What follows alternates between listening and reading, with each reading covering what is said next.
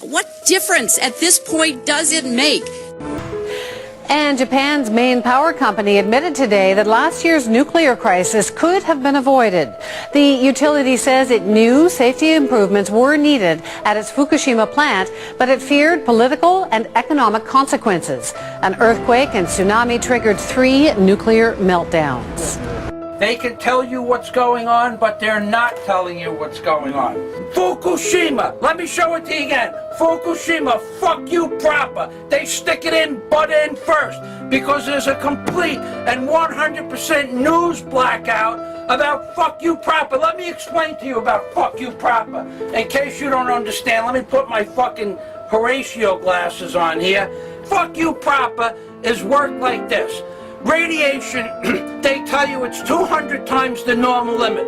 Today it's 200 fucking times the normal limit. But it was 200 times the fucking normal limit yesterday, and it'll be 200 times the normal limit tomorrow. So you didn't just get 200 times the normal limit, you got 600 times the fucking normal limit. You didn't get 600 times the normal limit. You got 1,600 times the normal limit yesterday if you lived in California, let's say. If you lived in Fukushima, you might have got 14,000 times the normal limit. But you didn't get 14,000 times the normal limit for one day because they don't give a fuck. They want you fucking dead. What difference at this point does it make?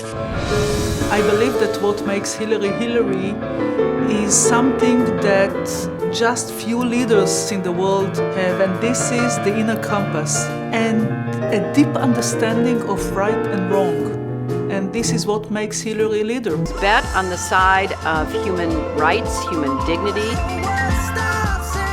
More countries may have the same extraordinary good fortune that we've had.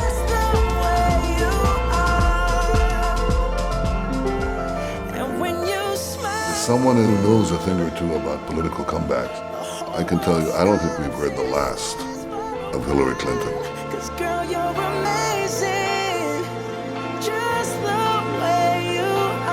I just have an instinct that the best is yet to come.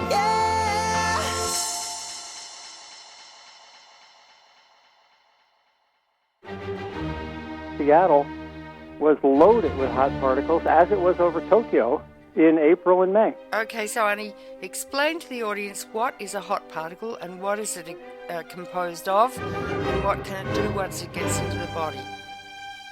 Well, it's very small. It's smaller than the thickness of a hair, but that has a lot of radioactive atoms in it. And what can happen is it can get ingested through saliva, which is why everybody was supposed to water their spinach, but it can also get inhaled and stick in your lung. And in either case, it's got a charge. The other word for these, Helen, is fuel fleas. Oh, yeah. Because they're charged and they jump. Do they jump? Yeah.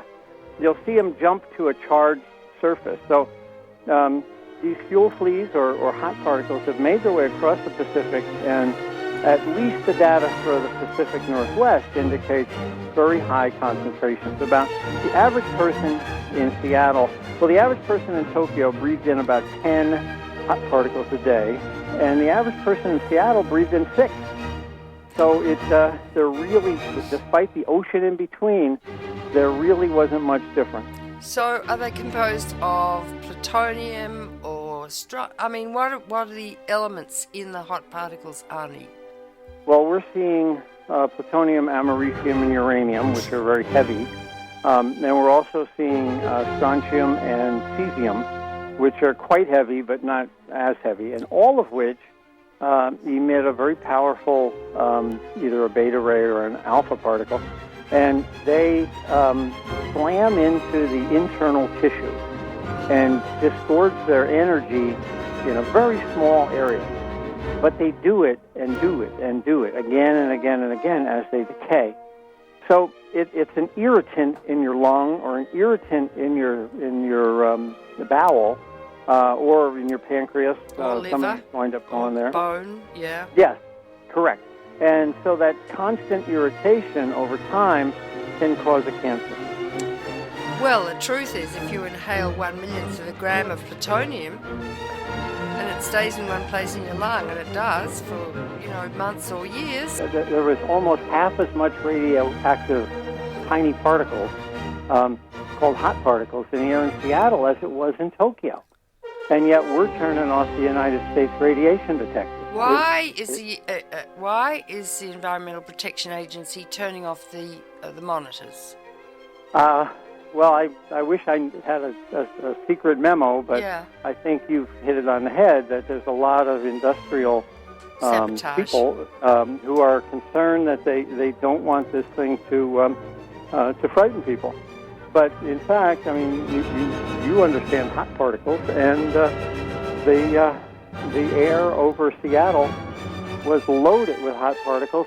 And it stays in one place in your lung, and it does for, months or years, irradiating a very small volume of cells. You're going to get cancer, but it takes, 15 to 60 years for the cancer to develop for you to cough up your first amount of blood.